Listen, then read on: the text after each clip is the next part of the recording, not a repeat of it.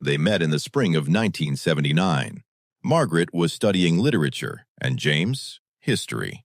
They spent hours in the library, sharing books, coffee, and dreams. Their love was young and unpolished, but it was pure. Back then, forever felt easy to promise. They planned a future, one full of travel, laughter, and quiet mornings together. But life had other plans. After graduation, James got a job offer across the country. Margaret wanted to follow him, but her mother fell ill, so she stayed.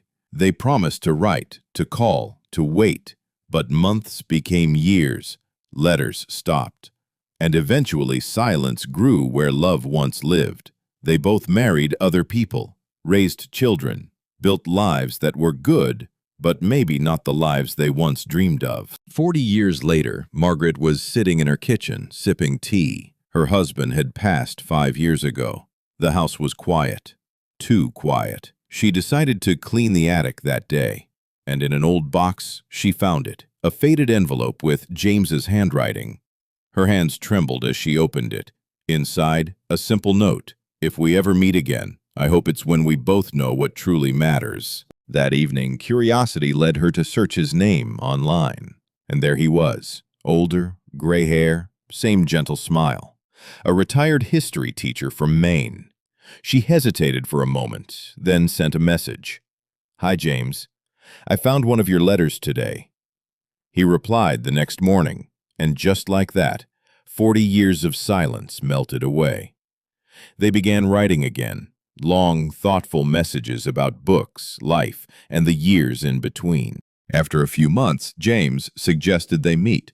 Margaret agreed, her heart nervous, like she was 20 again.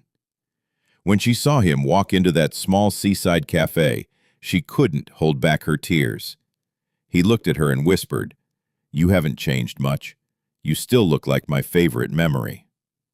They sat for hours, talking about everything and nothing.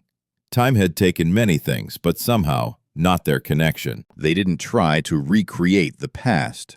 They simply enjoyed what was left of the present. They traveled, cooked together, and spent slow mornings reading by the window. It wasn't young love anymore. It was steady, gentle, grateful. James once told her, "Maybe we needed those years apart to learn how to truly love," and Margaret believed him. 2 years later, they married in a small garden surrounded by family. No fancy dress, no big speeches, just laughter and peace.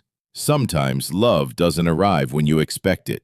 Sometimes it leaves, circles the world, and finds its way back when both hearts are finally ready. Margaret once said, "We didn't fall in love twice. We just never stopped."